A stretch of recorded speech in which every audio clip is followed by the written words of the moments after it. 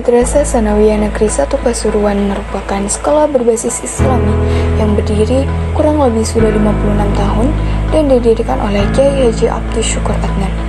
Sekolah ini terletak di Jalan Badar nomor 1/7, Kecamatan Bangil, Pasuruan, Jawa Timur.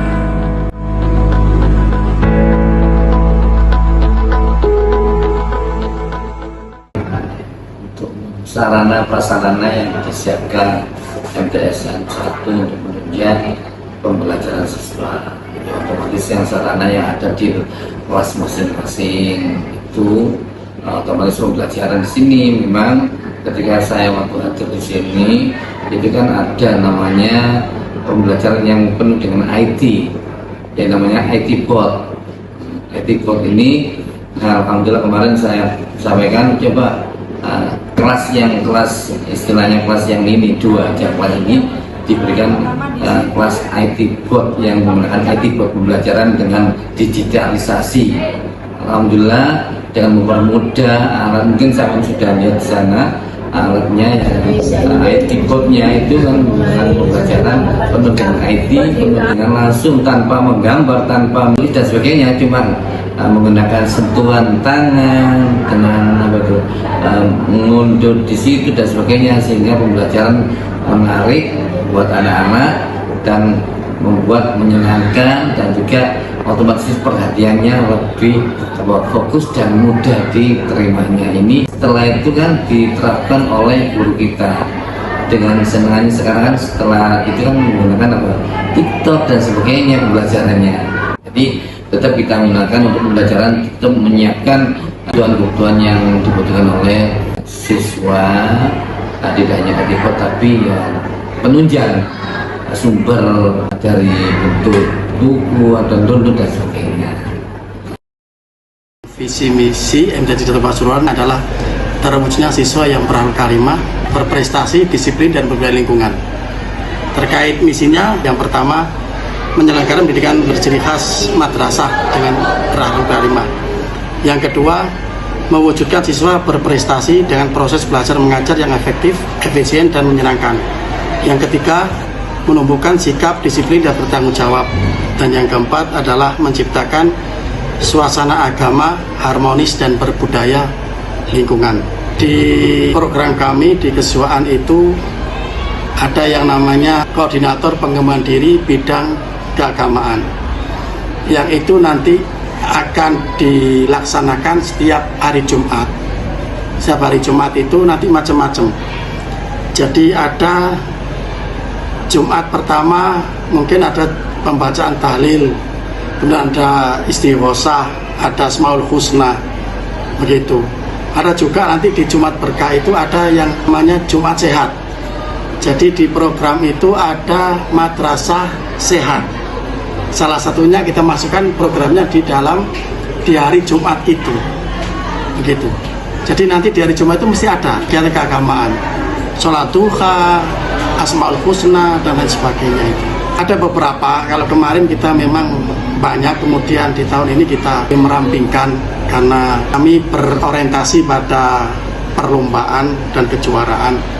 Maka salah satunya ada MTQ, futsal, ada sepak bola, voli, drum band dan lain sebagainya. Ini kami berorientasi dari semua ekstra itu, kami orientasinya kepada kejuaraan. Jadi bibit-bibit yang nanti akan muncul dari ekstra itu, yang kelak ketika ada perlombaan kita ikutkan di perlombaan itu melalui salah satunya adalah ekstrakurikuler. Saya kira demikian.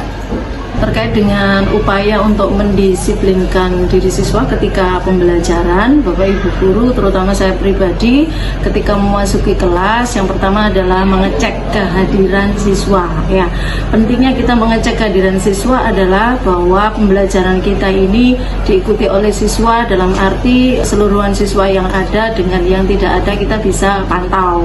Kemudian yang kedua adalah membuat komitmen belajar.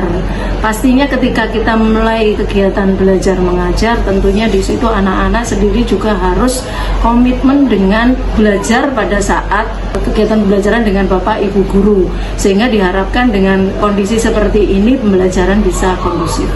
Tentunya untuk memotivasi siswa-siswi dalam pembelajaran di kelas itu banyak metode-metode yang bisa kita gunakan. Ya, metode-metode yang bisa kita gunakan sangat bervariasi.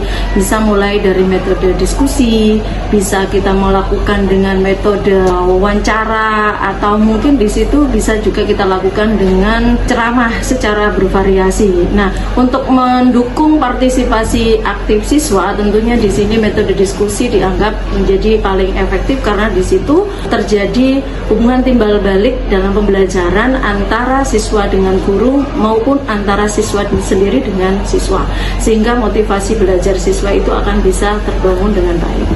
Terkait dengan siswa yang memiliki kebutuhan khusus, di sini bisa saya artikan kebutuhan khusus itu bisa yang positif, artinya kebutuhan khusus bagi siswa yang belajarnya cepat. Nah, kemudian ada juga siswa yang belajarnya mungkin lebih lambat dibandingkan dengan siswa-siswa yang lain. Untuk mereka yang mungkin memiliki kecepatan belajar yang di atas standar atau rata-rata dari yang lain, maka kita berikan pengayaan di sana.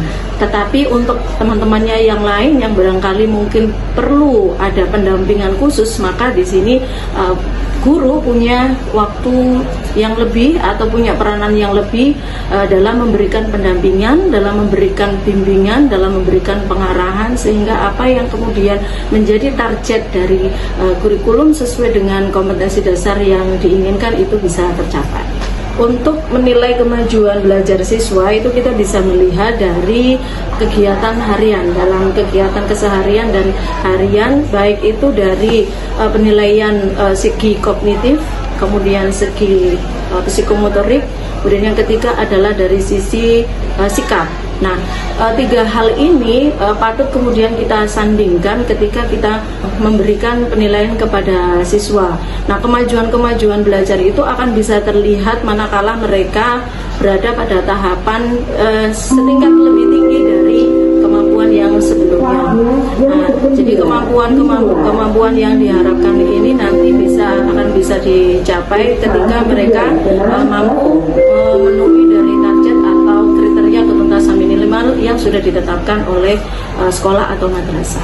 Terkait dengan metode yang diterapkan dalam pembelajaran, kemudian dengan gaya belajar siswa yang berbeda-beda, tentunya ini dalam kurikulum Merdeka kita sudah diberikan arahan gitu ya, anak-anak dengan gaya belajar mulai dari kinestetik, gaya belajar audio, kemudian gaya belajar visual, itu kan mereka memiliki background gaya belajar yang berbeda-beda. Nah, bagaimana kemudian treatment yang dilakukan oleh guru, tentunya di sini adalah memberikan wadah, terutama di sini adalah misalnya model penugasan anak-anak yang kinestetik itu akan berbeda dengan anak-anak yang audio, sehingga di sini guru harus pinter-pinter untuk bisa mengatur bagaimana model assessment yang tepat bagi anak-anak yang memiliki gaya belajar tersebut.